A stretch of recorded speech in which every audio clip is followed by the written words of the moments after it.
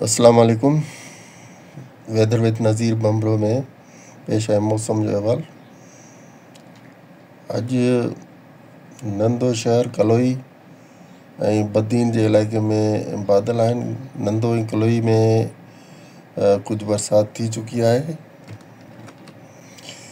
रहीम यार ख़ान ऐं ख़ानपुर जे इलाइक़नि में हिकिड़ो बरसाति जो सिस्टम ठहियो आहे जेको ओबाड़ो, मीरपुर माथेलो, कशमोर, कंदकोट ऐं पनो आकिल तरफ़ वञी रहियो आहे। सिस्टम हिन वक़्तु तमामु ताक़तवर न आहे, पर मुमकिन आहे त कुझु देरि में ही ताक़तवर थिए ऐं सिंध जे उत्तर वारनि इलाइक़नि सखा डिवीज़न जे मथे पासे ऐं सखा डिवीज़न जे साले पट ऐं शिकारपुर, कंदकोट, पनो आकिल, चूंडको ऐं अछड़े थर जे कुझु इलाइक़नि में बरसाति वसाए सघे थो। जीअं कल्ह जी अपडेट में असां ॿुधायो हुयो, अॻकथी मुताबिक़ गिलगित ऐं पंजाब जे इलाइक़नि, कश्मीर जे इलाइक़नि में बरसाति जा सिस्टम ठही रहिया आहिनि ऐं कोहाट जा इलाइक़ा, केपी जा इलाइक़ा, उन्हनि में बि बरसाति जा सिस्टम ठहनि पिया। लाहौर जे इलाइक़नि में बरसाति हले पई ऐं हिननि सिस्टम्स में अॼु एतिरी ताक़त नज़र न पई अचे जेतिरो ताक़तवर कल्ह हुआ, पर मुमकिन आहे त कुझु देरि सां ही ताक़तवर थी सघनि था। अॼु शाम पिणु इम्कान आहे त खुज़दार, वढ ऐं बलूचिस्तान जे ओभर वारनि इलाइक़नि में, सिंध वारी सरहद, उन्हनि इलाइक़नि में बरसाति जो सिस्टम ठहे ऐं बरसाति थिए। पर इन ई इलाइक़े में सुभाणे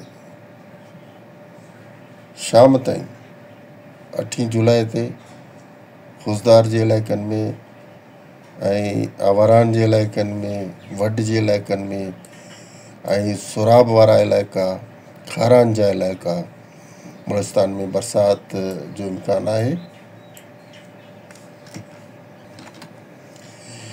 हिन वक़्तु गिलगित, कश्मीर, पंजाब, इस्लामाबाद, KPK इन्हनि इलाइक़नि में बरसाति हले थी पई ऐं जेके इलाइक़ा आहिनि उन्हनि में KP में हंगू आहे, कोहाट, पेशावर, उन्हनि में बरसाति जारी आहे ऐं पंजाब जे इलाइक़नि में गुजरांवाला, लाहौर ऐं कसूर, इन खां अलावा मंडी बहाउद्दीन, सियालकोट ऐं केतिरनि इलाइक़नि में बरसाति हले पई ऐं इहा बरसाति शाम राति ताईं जारी रहंदी ऐं इन्हनि ई इलाइक़नि जे लाइ सुभाणे जे लाइ अॻकथी इहा आहे त सुभाणे अञा वधीक ताक़तवर सिस्टम इन्हनि इलाइक़नि में ठही सघंदा जेके ज़ोरदार बरसाति ॾींदा। ऐं हाणे सिंध बाबति अॻकथी त सिंध में हिकु त पंजाब खां हिकिड़ो सिस्टम अची रहियो आहे जेको उत्तर सिंध में कंदकोट, जेकाबाद, ओबाड़ो, घोटकी, ॾहरकी, पनो आकिल, सखर, शिकारपुर ऐं चूंडको ताईं ख़ैरपुर जे इलाइक़नि में, अछड़े थर वारनि इलाइक़नि में बरसाति वसाईंदो ऐं हिन जा असर थी सघे थो हल्का फुल्का लाड़काणे ताईं पहुचनि, शहदाद कोट ताईं पहुचनि।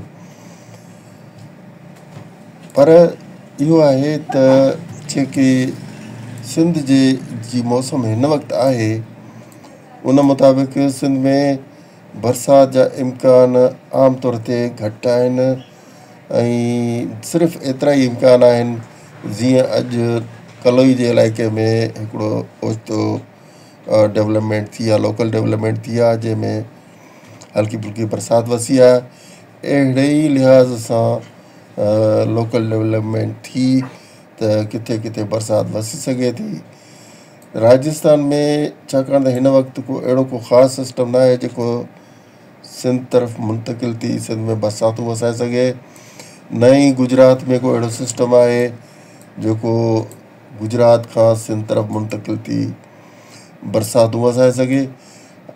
इहो ज़रूरु आहे त गुजरात जे इलाइक़े ते हिकिड़ो लो प्रेशर आहे जेको कंहिं वक़्तु एक्टिव थिए थो ऐं कंहिं वक़्तु इनएक्टिव थी वञे थो, यानी केॾी महिल उहो ताक़त वठे थो ऐं केॾी महिल कमज़ोर थी वञे थो। जीअं अॼु 7 जुलाई ते सुबुह जो उन में कुझु ताक़त वधीक हुई त उन जी बरसाति कुझु सिंध जे ॾखण बॉर्डर वारनि इलाइक़नि जेकी गुजरात सां मिलनि था उन्हनि में बरसाति पई हुई, जिन में बदीन ज़िले जे इलाइक़ा शामिल आहिनि ऐं जावल ज़िले जा इलाइक़ा शामिल आहिनि। उते कुझु न कुझु बरसाति थी हुई।